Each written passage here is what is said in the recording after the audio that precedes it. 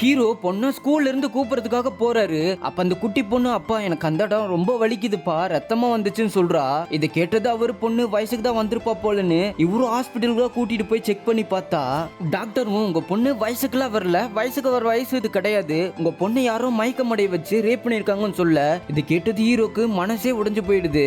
இந்த விஷயத்த பொண்ணு கிட்ட கேட்க முடியாம வேதனையில துடிச்சிட்டு இருக்காரு. அடுத்த நாள் அந்த பொண்ணே வந்து என்ன இப்படி பண்ணுவன என்ன பண்ணலாம்னு இருக்கீங்கப்பான்னு கேக்குறா. இந்த பொண்ணுமே டாக்டர் பேசுறத கேட்டிருப்பா. ஹீரோவும் உனக்கு என்ன ஆச்சுன்னு நல்லா யோசிச்சு பாருமான்னு சொல்றாரு. அப்ப இந்த குட்டி பொண்ணு பக்கத்து வீட்டு அண்ணன் வந்து ஒரு சாக்லேட் கொடுத்தாப்பா, அதை சாப்பிட்டது எனக்கு தூக்கம் வந்துருச்சு, நான் தூங்கிட்டேன்னு சொல்றா. ஹீரோவும் அழுதுட்டு ஏன்டா என் குழந்தைய இப்படி பண்ணுன்னு சொல்லிட்டு அடிக்கிறாரு. சார் நான் உங்க வீட்டுக்கு பெட்ரோல் திருட தான் சார் வந்தேன்னு சொல்றான். அப்ப இவன் கிடையாதுமா, நல்லா யோசிச்சு பாருன்னு சொல்ல ஒரு நாள் டான்ஸ் ப்ரோக்ராம் முடிச்சிட்டு ட்ரெஸ் மாத்துறதுக்காக ரூம் போனப்பா அந்த ரூம் லாக் ஆயிருந்துச்சு. எங்க ஸ்கூலுக்கு டொனேஷன் கொடுக்கறவரோட கார்ல போய் ட்ரெஸ் மாத்தினேன்னு சொல்லுவா. ஹீரோ அந்த கார் டிரைவரை பிடிச்சி விசாரிக்கும் போதுதான் அவன் உண்மையை சொல்றான். சார் எங்க ஓனரு பொம்பளை பொறுக்கி தான், நான் குழந்தை இப்படி பண்ணுவான்னு யோசிச்சு கூட பார்க்கலன்னு சொல்றான். இந்த குட்டி பொண்ணும் இவனை மாதிரி ஒருத்தனை உயிரோட விடக்கூடாதுப்பா, கொன்னே ஆகணும்னு சொல்றா. ரெண்டு பேரும் இந்த ஆள் கொலை பண்ண அவன் வீட்டுக்கே போறாங்க. பார்த்தா அந்த ஆளு ஹீரோ போட்டு செம்மாட்டே அடிக்கிறான். பொண்ணுக்கு நடந்த அநியாயத்தை மனசுல வச்சுட்டு ஹீரோ அந்த ஆளை கொடூரமா கொன்னுறான்.